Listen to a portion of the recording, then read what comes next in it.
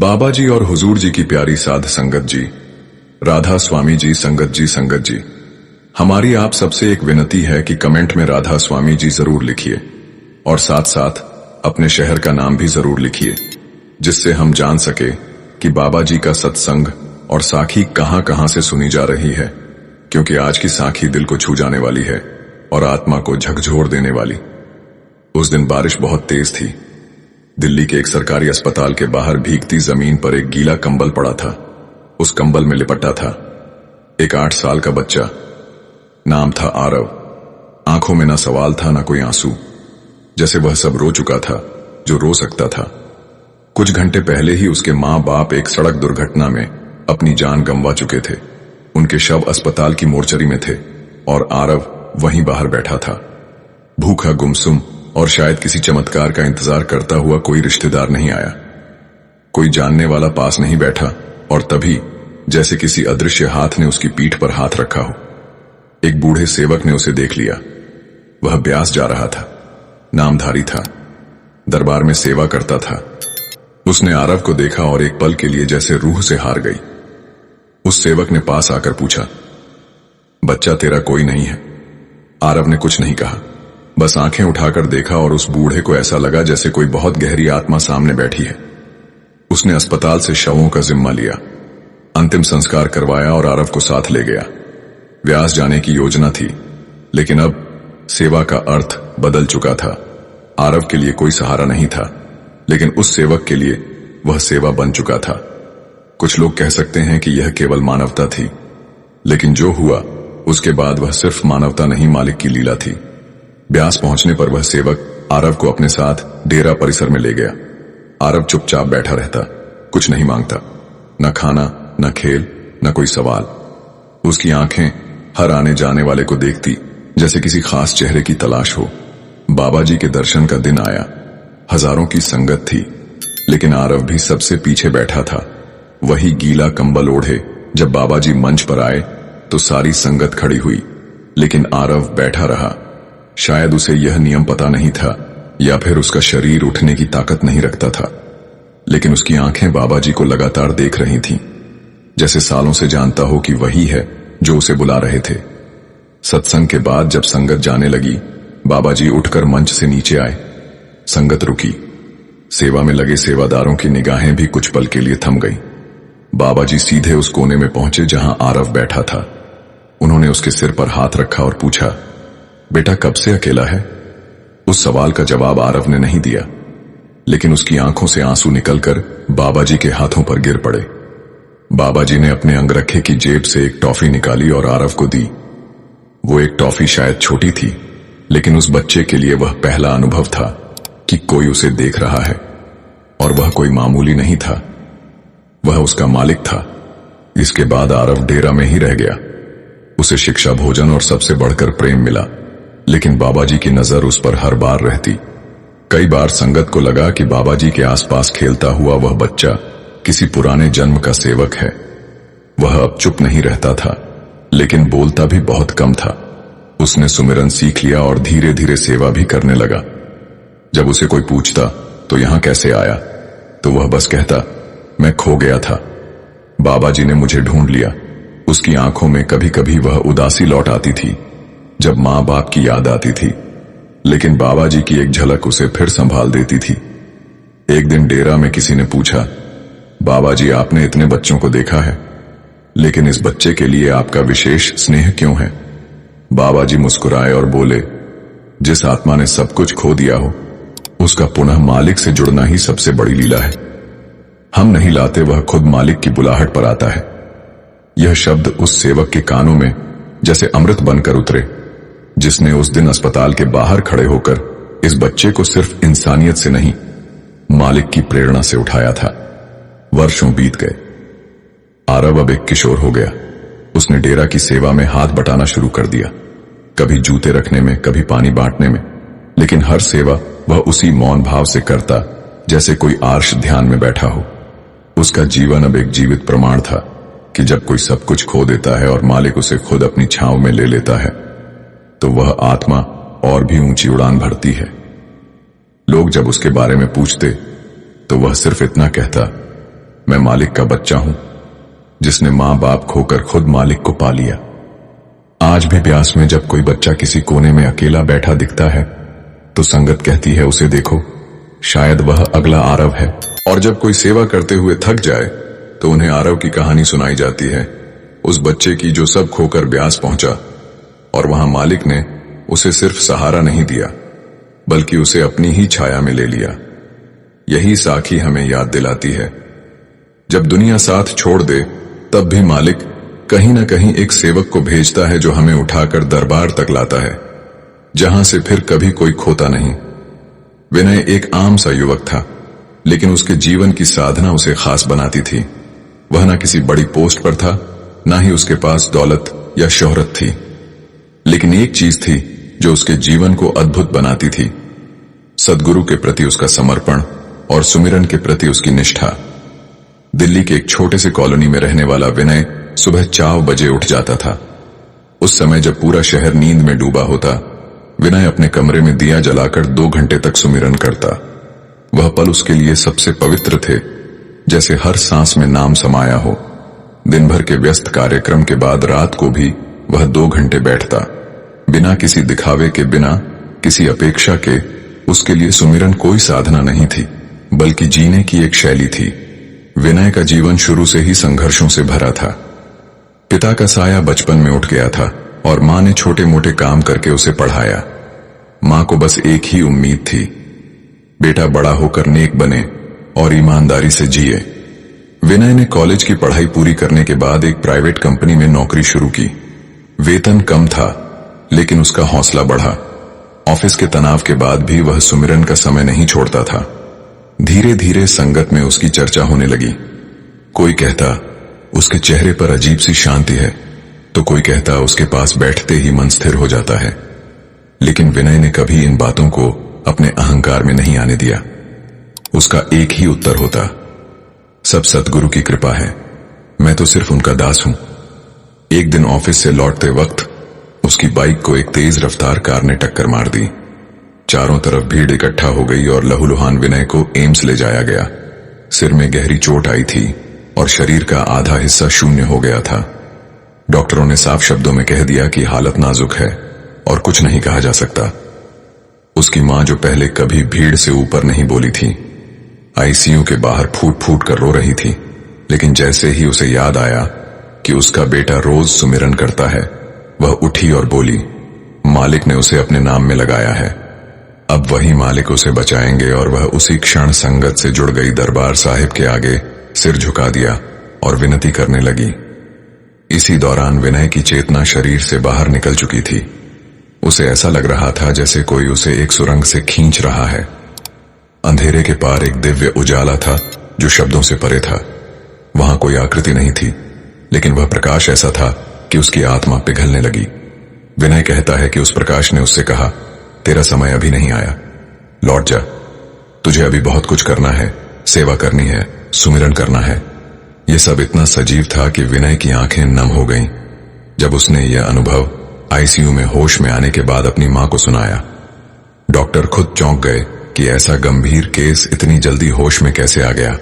लेकिन मां जानती थी, यह सुमिरन की ताकत थी, यह मालिक की मेहर थी। इसके बाद विनय का जीवन बदल गया। पहले वह सुमिरन करता था, अब सुमिरन उसमें होने लगा। उसकी हर सांस, हर कदम जैसे नाम में डूबा हुआ था। वह अब कम बोलता था, लेकिन जब बोलता तो हर शब्द में मिठास होती। पहले वह नौकरी को लेकर तनाव में रहता था, लेकिन अब उसने हर बात मालिक की मर्जी में छोड़ दी थी। एक दिन संगत में किसी ने पूछा, तुमने क्या अनुभव किया उस एक हफ्ते में जो तुम बेहोश थे? विनय मुस्कुराया और बोला, मैं तो पहले बस नाम जपता था, अब मुझे एहसास हुआ है कि नाम हमें खुद बुलाता है।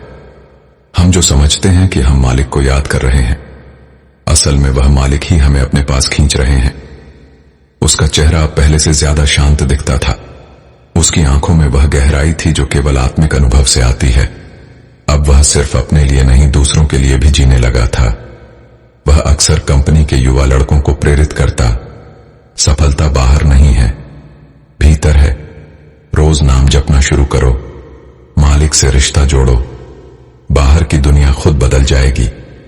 उसकी बातें सरल थीं, लेकिन असरदार। धीरे धीरे उसकी संगति में रहने वाले लोग भी सुबह सुबह उठकर सुमिरन करने लगे।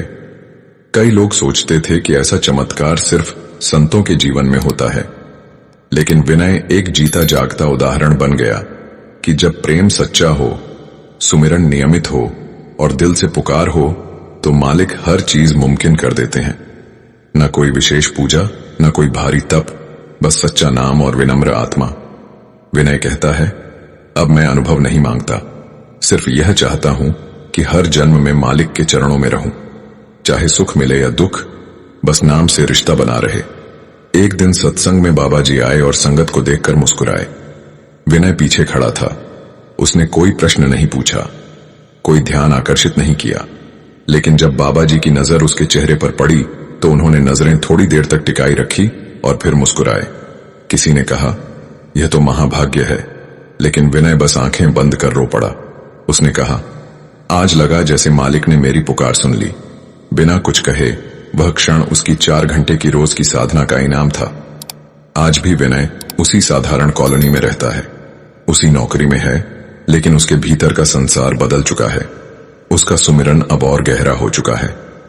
कई लोग उसके पास आकर कहते हैं, हमें भी ऐसा अनुभव चाहिए, और विनय बस मुस्कुराता है और कहता है, सिर्फ रोज नाम में बैठ जाओ, अनुभव खुद चलकर आएगा। सबसे पहले मालिक तुम्हारे मन को शांत करेंगे, फिर तुम्हारी आत्मा को उड़ान देंगे। और यही है विनय की चमत्कारी यात्रा। सुमिरन से शुरू होकर सद्गुरु की कृपा में विलीन होने तक की सेवा का अर्थ अक्सर लोग बाहरी कर्मों से लगाते हैं। लंगर में रोटियां उबेलना, भवन की सफाई करना, संगत को पंखा करना या मंच सजाना। लेकिन क्या सेवा सिर्फ इतना ही है, या फिर इसका कोई गहरा अर्थ है जो आत्मा को मालिक के करीब लाता है? यह प्रश्न मन में तब और गहराता है जब एक साधारण व्यक्ति एक असाधारण उत्तर खोजता है। यही खोज थी एक सच्चे प्रेमी रमेश की। रमेश कोई ज्ञानी नहीं था, बस एक साधारण संगत का हिस्सा था जो हर बार सेवा में भाग लेता, पर मन में यह उलझन लेकर जीता था कि आखिर सबसे बड़ी सेवा कौन सी है। रमेश जब पहली बार ब्यास गया तो उसे सब कुछ नया और चमत्कारिक लगा। सफेद कपड़े पहने हजारों लोग, अनुशासन मौन और हर ओर बसी एक अलौकिक शांति। उसने मन ही मन ठान लिया था कि हर बार सेवा करने आएगा, और वह आता भी रहा। कभी लंगर की सेवा, कभी सफाई, कभी कपड़े बांटने की सेवा। लेकिन एक दिन जब उसने देखा कि एक बुजुर्ग महिला बरामदे के एक कोने में चुपचाप बैठी है और कोई उसकी तरफ ध्यान नहीं दे रहा, तो उसका मन बेचैन हो उठा। वह दौड़कर उसके पास गया, पानी दिया, पंखा किया और पूछा, माता जी ठीक है? उनकी आंखों में आंसू थे। उन्होंने कहा, बेटा ये सेवा सबसे बड़ी थी। सब पंखा कर रहे थे, लेकिन किसी ने मेरी तरफ देखा नहीं। उसी क्षण रमेश का मन एकदम चुप हो गया, जैसे कोई अंतरात्मा बोल पड़ी हो। इस घटना ने उसे हिला दिया। अगले सत्संग में बाबा जी पधारे। संगत में यह चर्चा थी कि आज सेवा पर कुछ कहा जाएगा। रमेश का मन बेचैन था, क्या बाबा जी बताएंगे कि सबसे बड़ी सेवा कौन सी है? सत्संग शुरू हुआ। बाबा जी बोले, सेवा 3 प्रकार की होती है, तन की, मन की और धन की। लेकिन सबसे बड़ी सेवा वह होती है जो किसी के दिल को छू जाए, जिसकी कोई अपेक्षा ना हो, जो मौन हो, निर्मल हो, और जिसे सिर्फ मालिक जाने। रमेश को लगा जैसे उत्तर उसके मन से निकलकर बाबा जी के शब्दों में उतर आया हो। वह अवाक रह गया, जैसे मालिक ने उसके भीतर की पुकार सुन ली हो। बाबा जी ने आगे कहा, एक व्यक्ति अगर दिन भर लंगर में काम करे लेकिन मन में अहंकार हो कि मैं कितना कर रहा हूं, तो वह सेवा नहीं, लेन देन हो गया। वहीं कोई व्यक्ति अगर चुपचाप किसी बूढ़े की चप्पल पहनाने में मदद कर दे और उसे भी भूल जाए, तो वह सेवा मालिक की नजर में अमूल्य है। इन शब्दों ने रमेश के भीतर कुछ तोड़ दिया। अब उसे एहसास हुआ कि सेवा दिखाने के लिए नहीं, खो जाने के लिए होती है। जब सेवा खुद मिट जाए और सिर्फ सेवा रह जाए, तब असली सेवा होती है। इसके बाद रमेश ने बाहरी सेवा तो की, लेकिन अब वह उन कामों की तलाश करता जिनमें लोग ध्यान नहीं देते। वह अक्सर बुजुर्गों को देखता, बच्चों की लाइन में मदद करता, किसी अनपढ़ को पंक्ति समझाता, और सबसे ज्यादा चुपचाप जो भी करे उसे प्रचार नहीं बनाता। एक बार संगत में किसी ने कहा, रमेश भाई आप बहुत सेवा करते हैं, मंच पर क्यों नहीं जाते? रमेश ने सिर झुका लिया और बस यही कहा। सेवा वहां करनी चाहिए जहां मालिक देखे ना कि लोग समय बीतता गया। रमेश अब हर महीने ब्याज जाता, लेकिन सिर्फ उस अनुभूति के लिए कि वह कहीं किसी की चुपचाप मदद कर पाए। एक दिन उसकी मां बीमार हो गई। सेवा में जाना मुश्किल हो गया। वह अंदर से टूट गया, क्योंकि उसे लगा कि अब वह अपनी सेवा नहीं कर पाएगा। लेकिन उसी रात मां के सिरहाने बैठकर जब वह पानी पिला रहा था, तब मां ने उसका हाथ पकड़कर कहा, बेटा, तू जो कर रहा है यही सबसे बड़ी सेवा है। वह रात उसके लिए पुनर्जन्म जैसी थी।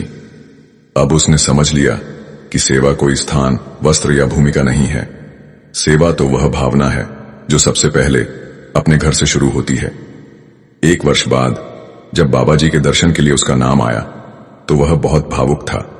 संगत बहुत बड़ी थी, समय सीमित, लेकिन जब वह बाबा जी के सामने पहुंचा तो हाथ जोड़ते ही बाबा जी ने सिर्फ एक पंक्ति कही, तेरी सेवा मालिक तक पहुंच चुकी है। वह कुछ नहीं बोल पाया, आंखों से आंसू गिरते रहे, लेकिन अंदर कोई हल्कापन था, जैसे कोई सैकड़ों जन्मों का भार उतर गया हो। वह क्षण, उस एक वाक्य ने उसे जीवन भर के लिए बदल दिया। आज रमेश किसी भी बड़े मंच पर नहीं है, ना ही वह कोई प्रमुख सेवक कहलाता है, लेकिन हर वह व्यक्ति जो सेवा को दिखावे से ऊपर समझता है, रमेश की कहानी से सीखता है। वह अब बच्चों को सिखाता है, अगर सेवा करनी है तो पहले अपने घर में शुरू करो।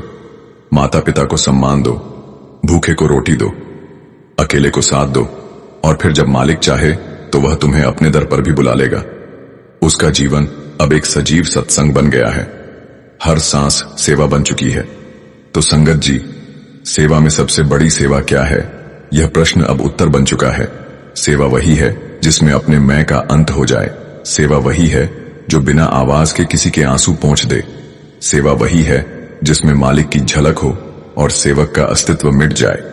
और जैसे बाबा जी ने कहा, जब तुम सेवा कर रहे हो और तुम्हें खुद भी याद ना रहे कि तुम क्या कर रहे हो, तब जानो कि मालिक खुद तुमसे काम ले रहे हैं।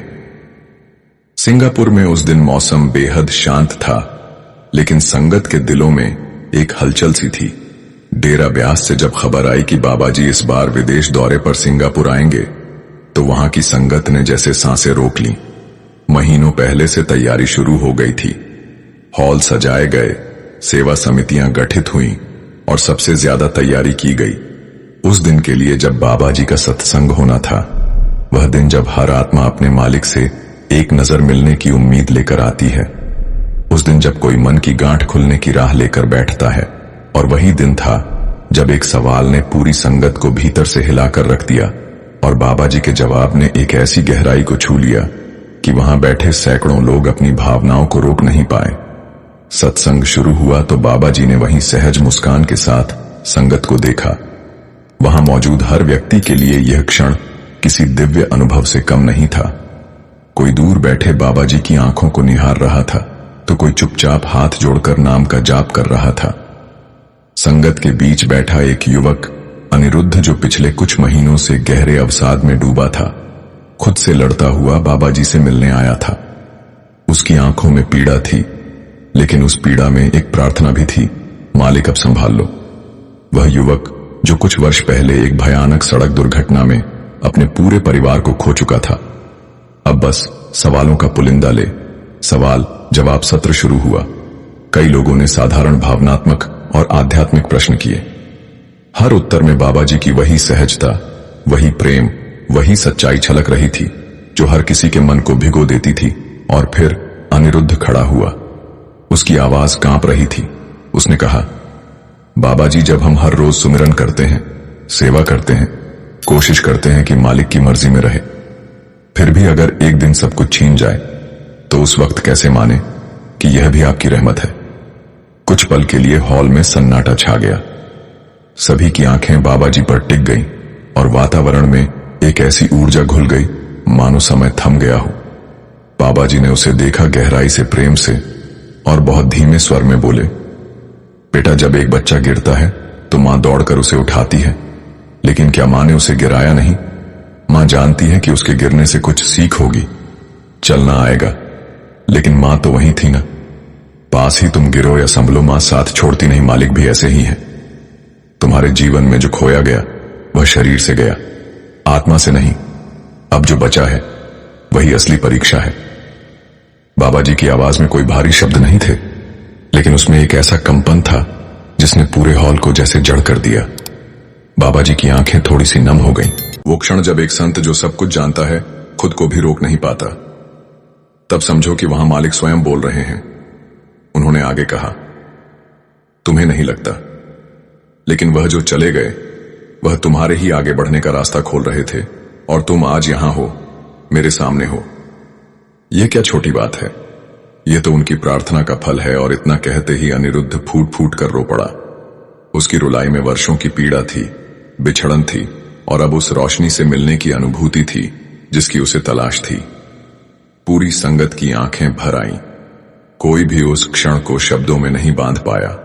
वहां सिर्फ एक सामूहिक सिसक थी और एक दिव्य मौन। संगत में मौजूद कई लोग जो भावनाओं को छुपा रहे थे, उनकी अपनी पीड़ाएं उस उत्तर में घुल गईं। किसी ने मां खोई थी, किसी ने बेटा, किसी ने जीवन की उम्मीदें, और उस एक जवाब ने सबको अपनी आत्मा से जोड़ दिया। सत्संग अब एक साधारण धार्मिक सभा नहीं रही, वह एक आत्मिक मिलन बन गया था। एक ऐसा मिलन जिसमें हर किसी को लगा कि मालिक हर किसी के सवाल का जवाब जानते हैं, और जब समय होता है वह खुद जवाब बनकर हमारे सामने आ जाते हैं। संगत जी, यह साखी राजा पीपा और गुरु रविदास जी की है। एक बार गुरु रविदास जी घूमने निकले और घूमते घूमते गुरु रविदास की कुटिया की तरफ चले गए। जब गुरु रविदास की कुटिया पर गए तो गुरु रविदास खाले रंग रहे थे ज्योतियां बनाने के लिए। जब वह ज्योतियां रंग रहे थे तो उस वक्त राजा पीपा वहां चले गए। जब वहां गए तो गुरु रविदास की जब निगाह पड़ी, उन्होंने राजा पीपा को देखा तो वह अपनी मेहर में आ गए। अपनी मेहर में आकर और खाले रंगते रंगते उन्होंने जो खालों के ऊपर लाल लाल रंग का पानी था, उन्होंने ऐसे ही अपना ओक बनाया और ओक में भर के पानी कहने लगे, लो राजा जी अमृत पियो। अब खालों के ऊपर से जो पानी लिया था लाल रंग का, उससे वह राजा पीपा बड़ी घृणा का कर रहे थे कि मरे हुए ढोरों की खाल है, उन्हें पशुओं की खाल है, और उन्हीं को रंगते रंगते उन्हीं खाल के ऊपर से पानी का ओक भरा है, और मेरे को कह रहे हैं, लो राजा जी अमृत पियो। ये तो बहुत गंदा पानी है और इसको ये अमृत बोल रहे हैं। अब उस तरफ राजा पीपा ने सोचा कि अगर महात्मा का इस गुरु का कहना नहीं मानता हूं तो यह गुस्से हो जाएंगे या मेरे को कोई श्राप ना दे दे। उनका कहना मानते हुए और राजा पीपा ने ऐसे ओक बनाकर और वह पानी पीने लगे, मगर एक टपका भी अंदर नहीं जाने दिया। ऐसे मुंह लगाकर ओक बनाया और दोनों तरफ ऐसे ही पानी को बहा दिया। उन्होंने ऐसे जैसे डाला उसको पिलाने के लिए, तो राजा पीपा ने वह पानी नहीं पिया। अब जो उसने ओक बनाई थी पानी पीने के लिए, उस अमृत को पीने के लिए, तो पानी दोनों साइडों में बाजू की तरफ बह गया और उसका जो कुर्ता पहना हुआ था उस उसको में एक गहरा गुलाबी रंग चढ़ गया, लाल रंग। अब उसने जब कुर्ते की तरफ देखा तो बड़ा गहरा रंग चढ़ा हुआ था, तो सोचने लगा मैंने तो इस कुर्ते को भी खराब कर दिया।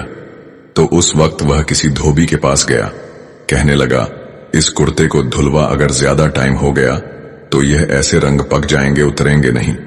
कभी वो जब तक धोबी के पास पहुंचा, गर्मियों के दिन थे, वो कुर्ता पूरी तरह से सूख चुका था और वह जो रंग था ना खालो वाला, जो गुरु रविदास ने राजा पीपा को बोला था कि लो राजा जी अमृत पियो, वो इतना गहरा रंग था, उसमें वह उतरा नहीं। जब वह कपड़े में रमा हो गया और उसने जाकर धोबी को दिया, धोबी ने बहुत कोशिश की, कई बार धवा, कई बार और उसम साबुन सर्फ लगाए, मगर वो दाग नहीं उतरे। आखिर उस धोबी ने अपनी लड़की को बला बुलाया, एक जवान लड़की थी उसकी, और उससे कहने लगा वह धोबी कि बेटा ऐसे कर, ये जो दाग लग रहे हैं ना राजा के कुर्ते पर दोनों तरफ बाजुओं पर, इनको आप चूस चूस कर या दागों को मिटा दो या दाग खत्म कर करो।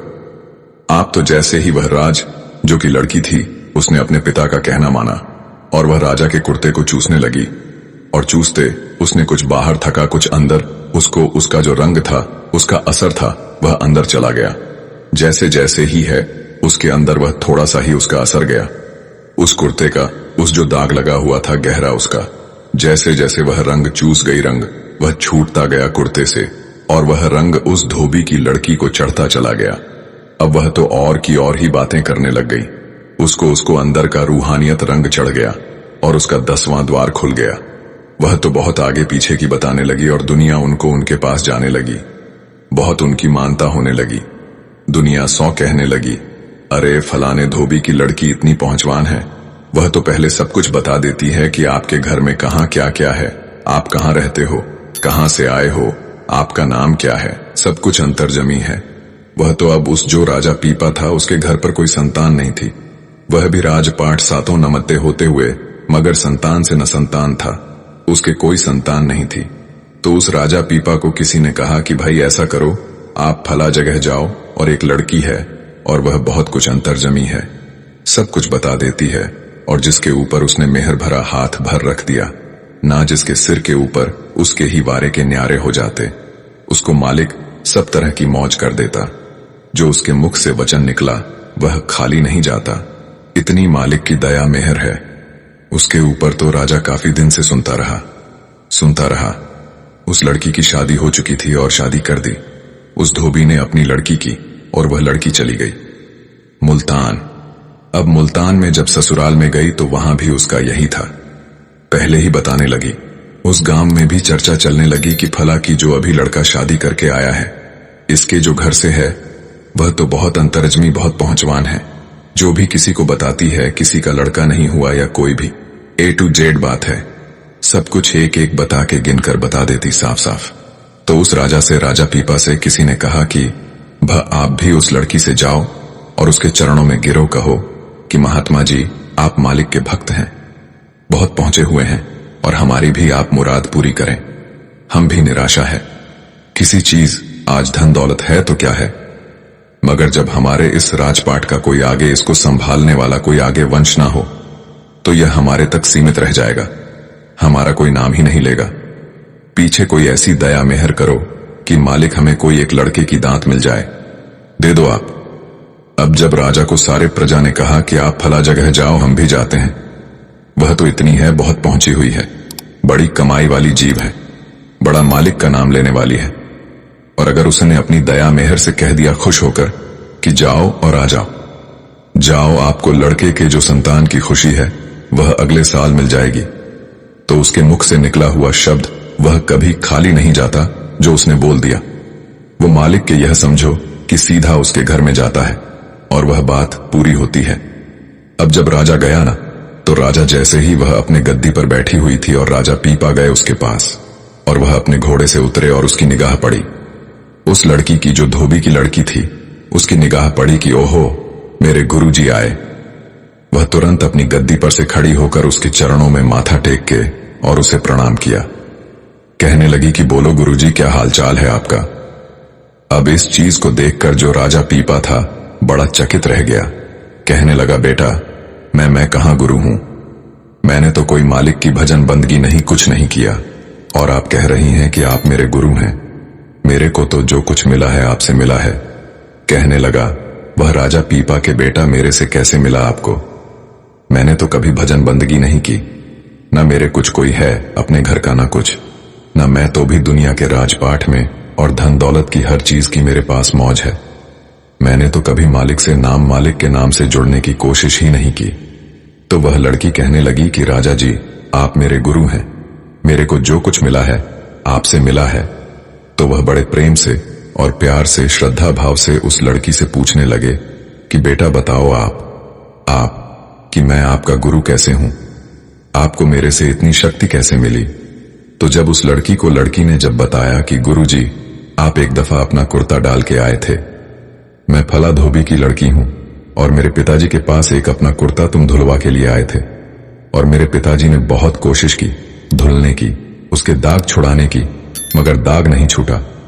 उसके दोनों तरफ बाजुओं के दाग थे, लाल बड़ा गड़ा रंग था, उसमें गहरा रंग था और वह उतर नहीं रहा था, किसी भी चीज से वह दाग छूट नहीं रहते। तो मेरे पिता ने कहा कि बेटा ऐसा करो, इसको मुंह में चूसते रहो, और यह राजा का कुर्ता है, आप इसको साफ कर दो, चूस कर ये जो दाग लगे हुए हैं इन दागों को आप साफ कर दो। तो मैंने पिता की बात मानी। जब वह आपका कुर्ता को मैं साफ करने लगी, वह जो लाल रंग के दाग लगे हुए थे बहुत गहरे, जैसे जैसे मैं छोड़ा रही, वो मेरे अंदर कोई रस जाता रहा, कोई घूंट और कोई बाहर डालती रही। मैं जैसे जैसे मेरे अंदर मैंने वह दाग छोड़ाए, अंदर वह पानी मेरे गया। ऐसे